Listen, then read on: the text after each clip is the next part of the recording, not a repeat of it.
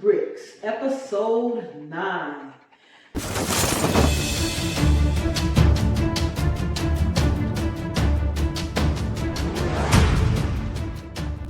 So we're here in the hot Woodlawn area looking at this week's progress, and we're going to talk about issues that arose, the things that we accomplished, and talk a little bit about how I feel about the 203K project thus far. So I'm going to turn it over and I'm going to talk to one of the occupants, which happens to be my eldest child. He's going to be giving us a little walkthrough of what he's been experiencing during this time. So keep on watching Behind the Bricks. So we're talking now to Trey, and he's going to explain what all of this mess is. So I'm gonna just expound on why it all happened, and then I'll let him tell what he heard because he was actually on the premise this week. So the reason why we trenched the walls, because this area here we have switched where the stairs are going to duplex down to the basement, and this is the area in which they're going to do duplex down. So where you see these markings are actually where they trench the walls and explain where they're going to cut the room off.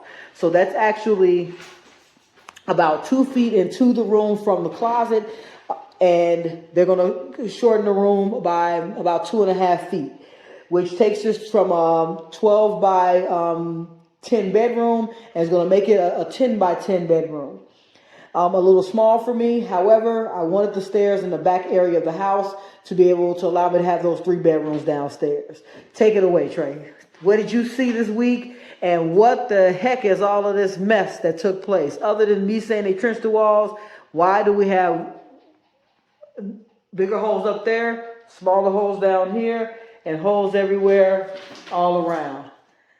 It was a pipe right here that he had to reroute, so he had to tear up all the stuff up there, because as you see it was here, so he had to break that open, come down, go down to the basement, and reroute this whole thing. Same thing over there. They had to find the pipe for the wiring for the electricity. Same thing there, because he wanted to know if you could break down those walls. But since they're on the brick wall, it's like 2 inches from the wood to the actual brick on the outside, so you don't have to break down this wall. And you just have to re-drywall it, because it looked like this.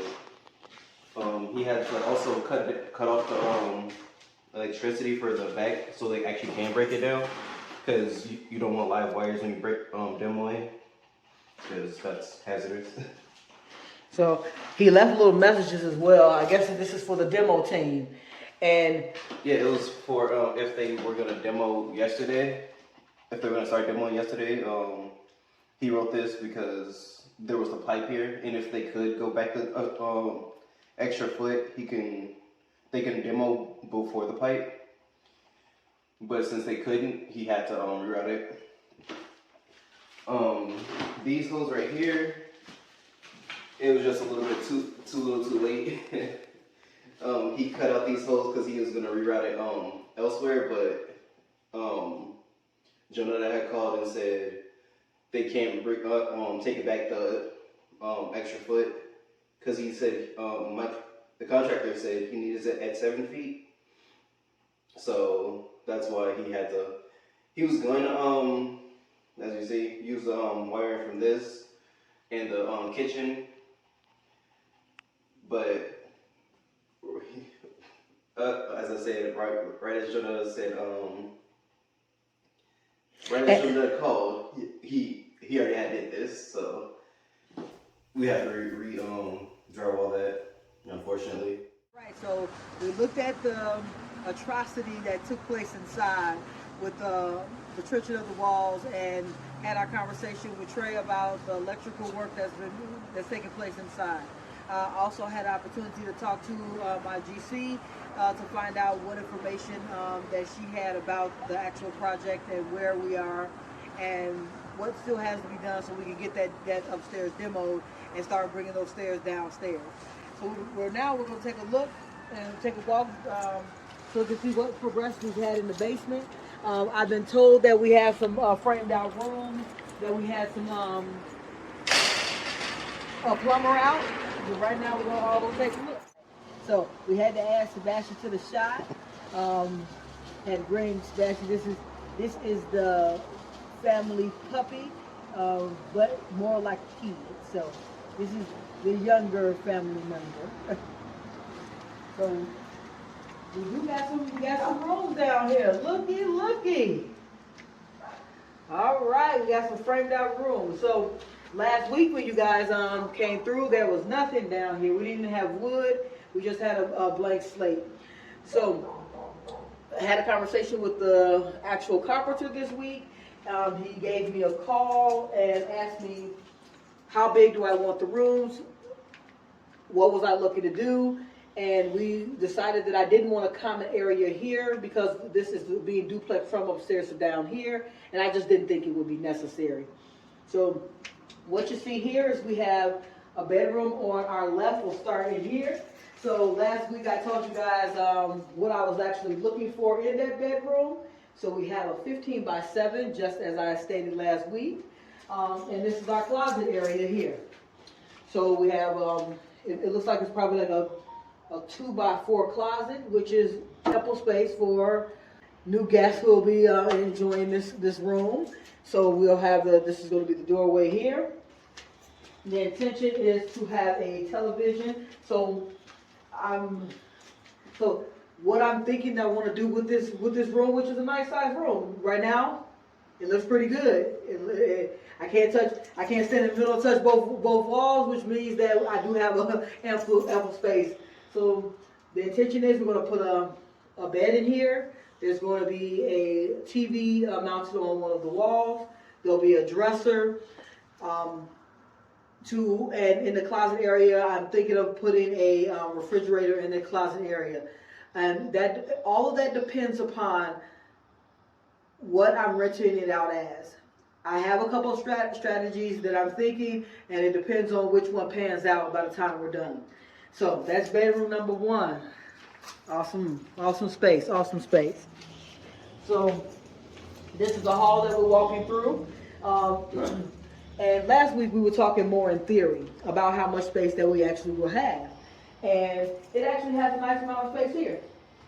It's a lot wider than we were thinking. And it really just goes to what you are visualizing and what becomes into reality. And when I was looking at this seems more along the lines of what I was looking for in the bedroom area. Bedroom number 2. So we step into it. Got a little bigger closet than we had over there. The door is going to be swinging into here, which means that back area there. Bed area is going to be over here with a TV mounted on this wall. So right now, I'm going to be honest, guys. I'm quite happy with the space. It's not as small as some people might have thought, but I'm pretty happy with the amount of space that it looks like it's going to have at this point. Once furniture gets in there, then we'll really see how big or small it is. But that bedroom is a 12 by 8 and looks pretty spacious to me. This is bedroom number 2. Walls are not framed out. However, they're going to be. The intention is to have it the same size as the bedroom there. Where we had to limit some of the window space because the HVAC is going along that wall. And look what we got here. We got plumbing, roughing of plumbing actually in. So this is the bathroom area comes over on this side. So that means that the closet is going to be here. That's this little area here is going to be the wall that's going to be behind that closet, which was pretty spacious. So our bathroom, we gained 3 feet in the bathroom, which means that the bathroom originally was like a 5 by, I believe it was a 5 by 8. Now it's going to be an 8 by 8. So that's going to be a nice size bathroom. So we're going to have, it's going to be 3-piece. You're going to have a shower, toilet and sink with vanity.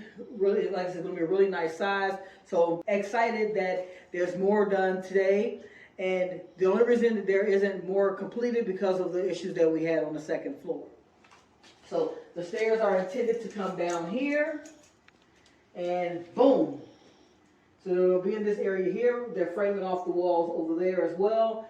The area that we see over here is going to still be the utility room, and there should be some areas that they should be making over here for the sink, which I don't see presently, but I'll talk to the GC to ask where specifically is the sink going to be routed, and for the washer and dryer that's going to be down here in this area.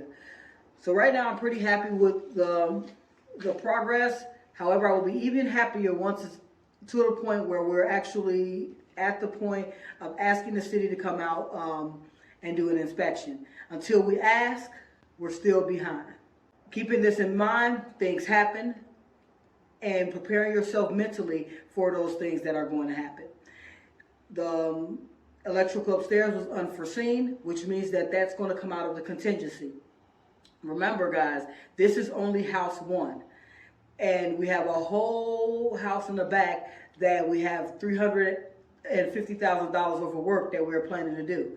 So the more that we hit the contingency on this front house, which means that we're going to limit some of the things that we're going to want to do in the back house. That means that your finishes will change. So if you were looking for those high-end finishes and that was part of your original budget, you're going to have to downsize, eliminate some things, because the fundamentals of your house have to be laid out. So all of your plumbing, your electrical, your HVAC, your drywall, all of those things you have to do. But the finishes of your house are what is going to cost, are the things that you're going to have to eliminate from the cost as you're spending more money. So that means, like, if I was going to get nice white shaker cabinets, I might have to get some different types of cabinets that are a little less expensive. If I was looking for putting in quartz countertops, at this point I might have to switch that and put in some form of composite that is probably mixed material composite. These are things that I'm already thinking about because I have to find a way to cut those costs. Because if I'm putting more money into this part of the building, I know that I'm going to take some money from the back part of the building. So it's mentally preparing yourself now. I haven't even touched the back part of the building, but financially, you have to put it in your head that you have a budget. Your budget was already predetermined. Unless you plan more money into the project, you have to utilize the budget you have and utilize it wisely. So right now, we're looking at, in my mind, and as I said, my GC has not given me the total for the HVAC, the flooring, and this extra work that's being done for electrical. But I'm extrapolating in my mind that we're talking about another $4,000 for HVAC, about another $4,000 for the floors, and probably $5,000 for the electrical. So that's $13,000 that is got to come out of contingency, which means that if anything unforeseen happens in the back house, which that is something I'm definitely in my mind knowing that unforeseen things are going to happen because that's completely gutted presently. So I'm looking at something structural is most likely going to happen in the back house because we have a structural engineer, and maybe once they start tearing down things that there's going to be more things that are going to come up. Preparing myself now for what's going to happen in the future. So in this episode, this is what we learned. We learned that there's things behind the walls of a 100-year house. Who knew? Keep it in mind, guys, if you have a house that's older than 1950, there's going to be some outdated plumbing, outdated electrical, outdated materials. And outdated does not mean that they're wrong. It just means that codes change. The government realized that certain materials that were used in the past were more harmful to humans or more harmful to the environment, and made changes to those regulations to make it a better living situation for you and myself. So those changes are currently grandfathered, and grandfathered means that they are already, if they're already pre-existing in your property, that you do not have to change them out. But as you do renovations, you must bring your property up to code. And those things like the electrical presently, those are things that, as I said, they're unforeseen. However, they're foreseen, because if you have a 100-year-old house and there's no renovation that's been done, believe me, when you open those walls, you're going to have older pipes, older wires, and things that are, we'll use for instance, for plumbing, you're going to have galvanized pipes, because that's what they used before the 1950s. You're going to have wire that has cloth wrapping around it, because that's the type of wire they used before the 50s. So I want to say unforeseen means that we didn't see it, but you want to put it in your mind, because you know the years of the property, the year of the property that you purchased, that this is a, not unforeseen, it's an inevitability that you're going to have these things in the property. Make sure you put that in your budget. Put that in your budget, add another 40, I mean $30, $40, $50,000 to your budget, because those things are here. They're evident. And if you tear a wall open, you're going to see them and have to replace them or repair them. So, all about preparation. So right now, the reason why that doesn't stress me, because I was prepared that it was a 100-plus-year-old house, and that if I opened the wall, I was going to see something that was going to be of the older era and was going to have to be replaced. So at the end of the day, I'm not surprised by the electrical being coated with cloth. I'm not surprised that we have galvanized pipes as opposed to copper and PVC. That doesn't surprise me, because it's a 100-year-old house. So you want to make sure that when you're talking to your contractor, you bring them back to the fact of that you are aware. Being a savvy investor means that you are researching, you are looking at those costs before someone even gives you a bid. Your bid should be, you should have a inkling of what things cost and how much the labor will cost you. And then it makes it a lot easier for when someone brings you a bid, for you to say it could be $20,000, $30,000 difference, because you're not an expert on putting together those numbers, but you want to be as close as possible. So I hope these little tidbits of information help you and make an informed decision in your 203K project. So I want you to like, follow, share, and comment, and let me know what questions you have about 203K loans or 203K projects, or about my particular project here in the hot Woodlawn area. Until next time, stay tuned to next week, Behind the Bricks.